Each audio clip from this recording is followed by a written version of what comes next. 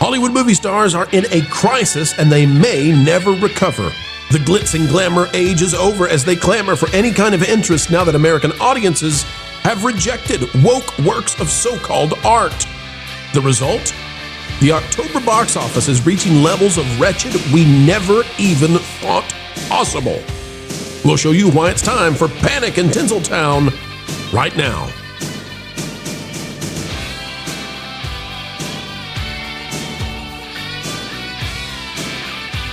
Hello, ladies and gentlemen. Welcome back. It's a happy Monday everywhere across the fruited plains of the U.S. of A., as well as across the world, but not in Hollywood. No, it is a dire day, and we're going to show you why in just a moment. First, take the time to click that like button, drop a comment down below, let us know when's the last time you went to a movie theater to go see a cinematic expression of art. Ladies and gentlemen, take a look at this. It's the end of an arc for Hollywood, for Tinseltown. It is not going well. Movie stars are drowning in irrelevancy. Here's the story out of this past weekend from thenumbers.com. Chainsaw Man led with $17.2 million. Is that bad? Well, the budget here is nothing for this animated thing. So $17 million, I guess, whatever, all right. Black Phone 2, $13 million. It's a horror movie that cost nothing to make, so that's fine. Regretting You, $12 million. Springsteen, this was what was supposed to deliver Me From Nowhere, did not deliver. Only $9 million. Ladies and gentlemen, in fourth place with $9 million is the first thing that has basically any kind of celebrity status attached to it. And then Tron Ares, which has celebrity, right? Jared Leto's in that one. Less than $5 million now in week 3. In week 3. Now, to give you some idea of just how bad this is one of the worst weekends in modern cinematic history. But it actually is slightly better than last weekend. We have actually now had 2 back-to-back weekends at the domestic box office in which movies failed to cross the $70 million mark. $70 million failed to cross week after week. This time, the top 10 made $67.7 million, which is less than some mid-sized movies have made in the past. In fact, folks, what I would tell you is that the top 10 movies grossing a total of $67.7 million, and given the inflationary rate of movie ticket prices, which have outstripped historic inflation across all of the markets. I'm telling you right now, single movies on a decent weekend have put more butts in seats than all 10 top films this past weekend. One battle after another, down there in 8th place with Leonardo DiCaprio, and they're still praising it. Brought in $2.3 million, right? Pocket change in the old days of Hollywood. How bad is it? Well, let's go to Nancy Tartaglione out here at Deadline. Chainsaw Man whips past $100 million worldwide. One battle after another keeps raging. Oh, did you see what we showed you? Well, according to Nancy over here at Deadline, it's raging. I tell you, it's like a wildfire out of control. Continuing their success with Anime Fair, Sony/Crunchyroll's release of Chainsaw Man, the movie, has pushed the film across the century mark globally, reaching $108 million worldwide this weekend. Good for it. Good for it. The problem is, ladies and gentlemen, the movie theaters can't survive on this. I'm happy that small movies with little budgets are making profits. But the theaters can't survive on $108 million worldwide, not even talking about domestic. They just can't. So I'm going to skip it. I'm going to go down here. Also, Black Phone 2, horror movie, right? Global is at $80 million after 2 weekends. Hooray, huzzah! But again, theaters can't survive on that, right? Theaters can't survive on Blair Witch Project style stuff. They just can't. Regretting You swayed to $10 million in 43 markets. Good Lord. I mean, this is terrible. But then, lest you worry that Deadline and the other Hollywood trades are going to say, oh, the sky is falling, as they should. Here's where they find the win.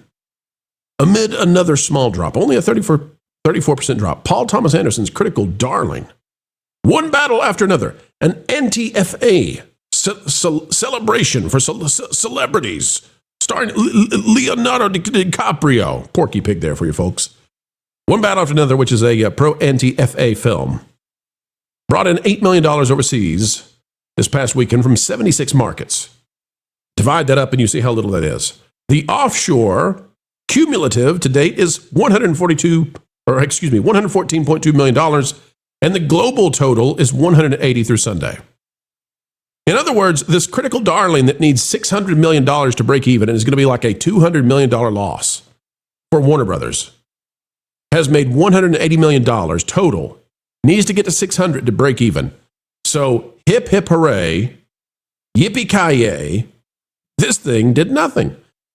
And all the way down here, Springsteen, Deliver Me From Nowhere. Disney, The Boss.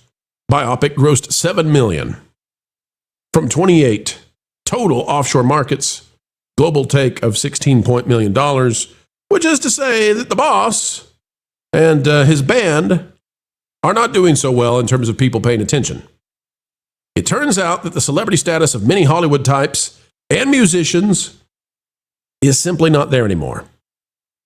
It's freak out time in Hollywood because if we want to go back, folks, they're not showing up for celebrities. They're showing up for horror movies, cheap budget horror movies, and anime. Celebrities are done. Celebrities are done. Name me one celebrity that would cause you to go see a movie. Is it Tom Cruise? Is it Tom Holland? Is it Chris Pratt? You start running out real fast, don't you? Out of Screen Rant by Brian Gallagher.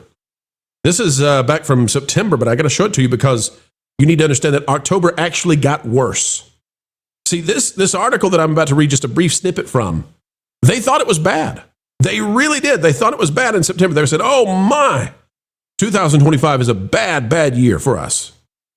It got worse. October right now is trending currently. We're not finished with it, so I can't say definitively, but we're likely going to see a 20% drop when we finish out this October with Halloween on Friday. We are likely to see a 20% drop in box office revenue for this October compared to last October, and last October was horrifically bad. Brian says this out of Screen Rant.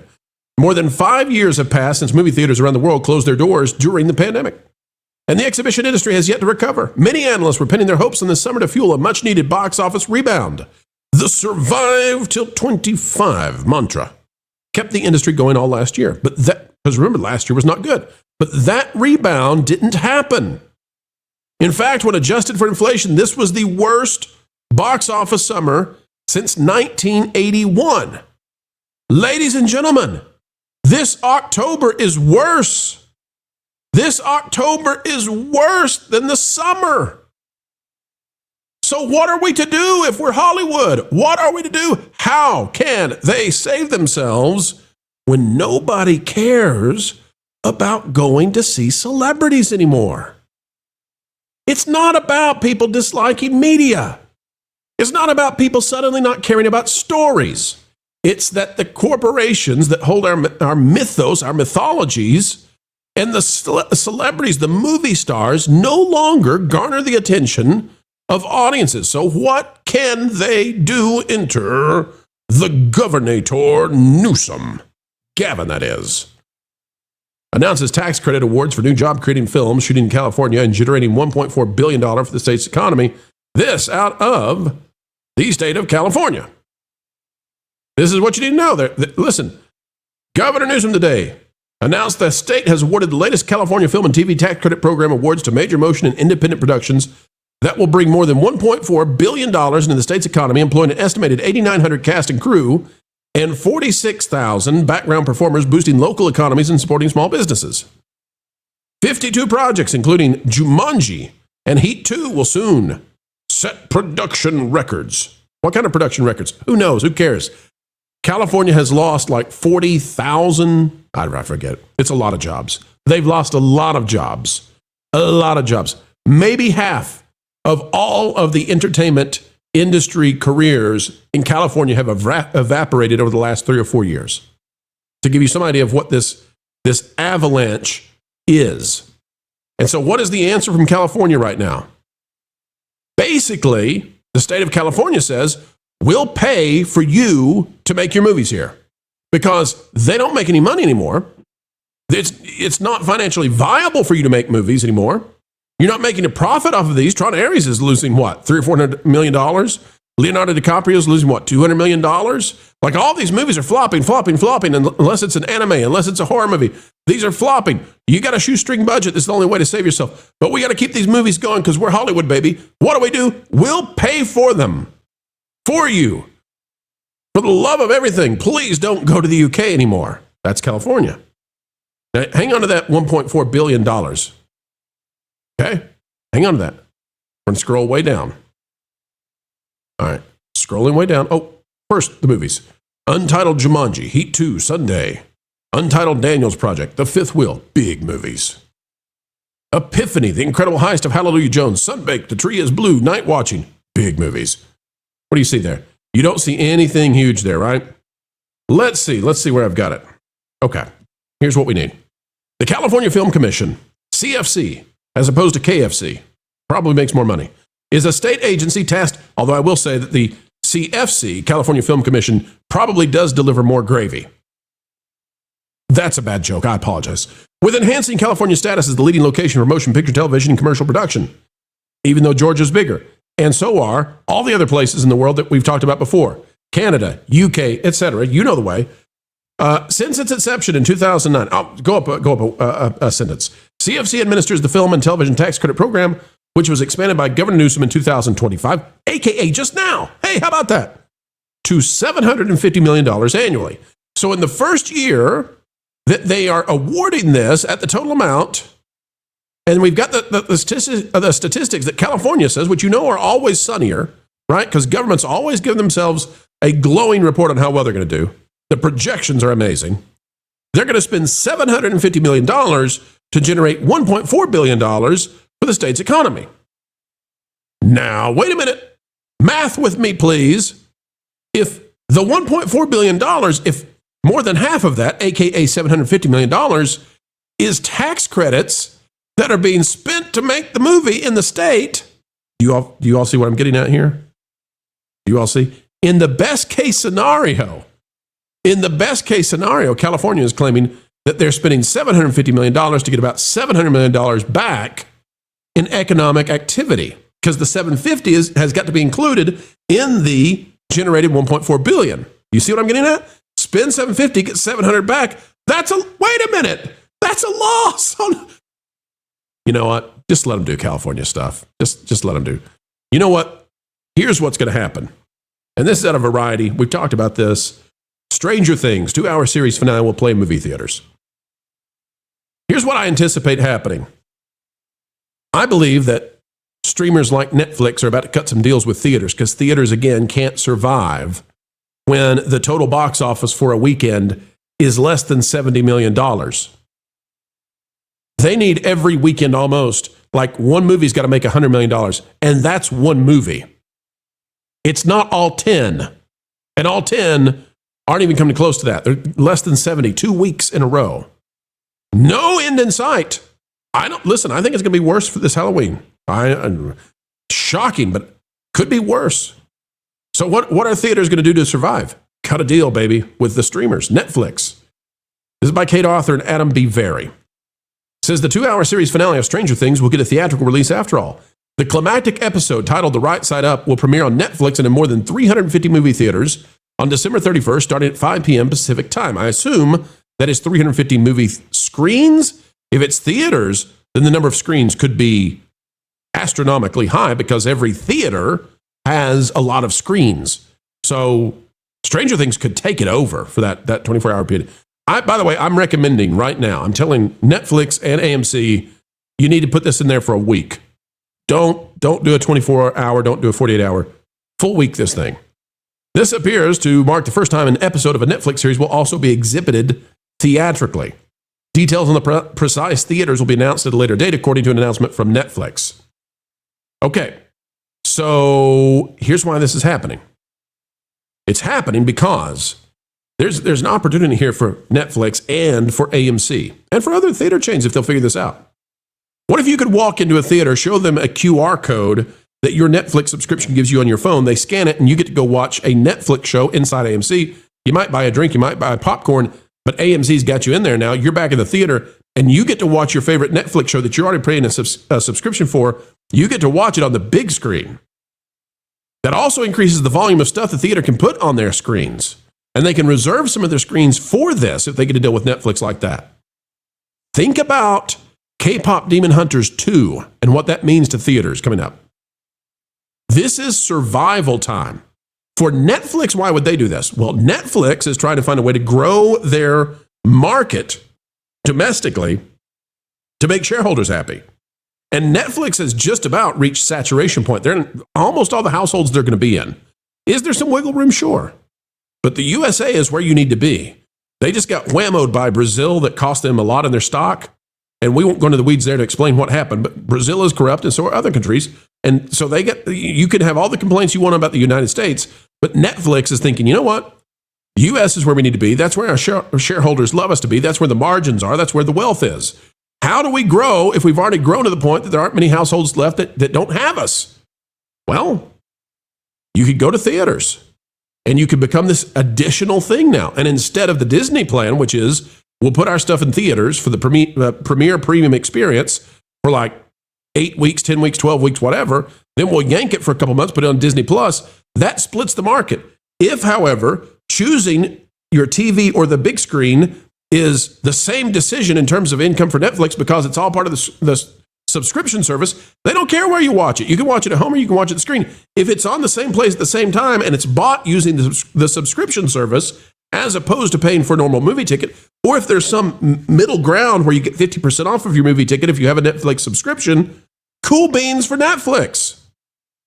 And all this is happening because the movie star system has failed.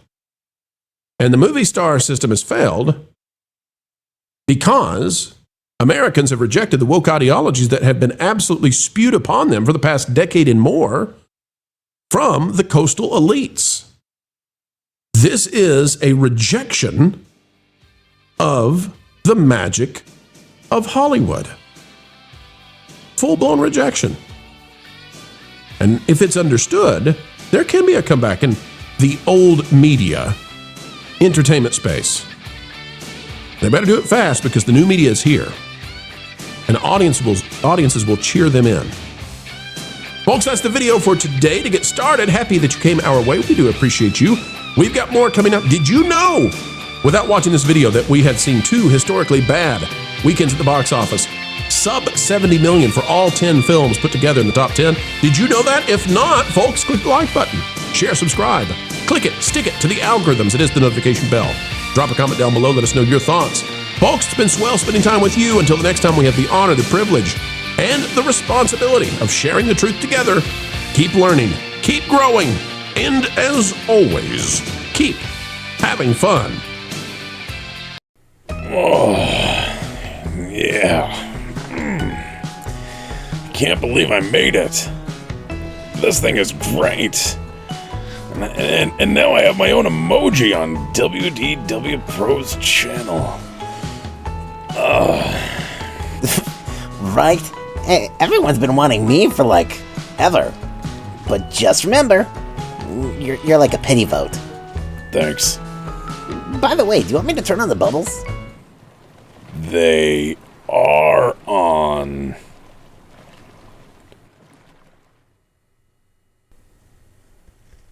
Aren't they?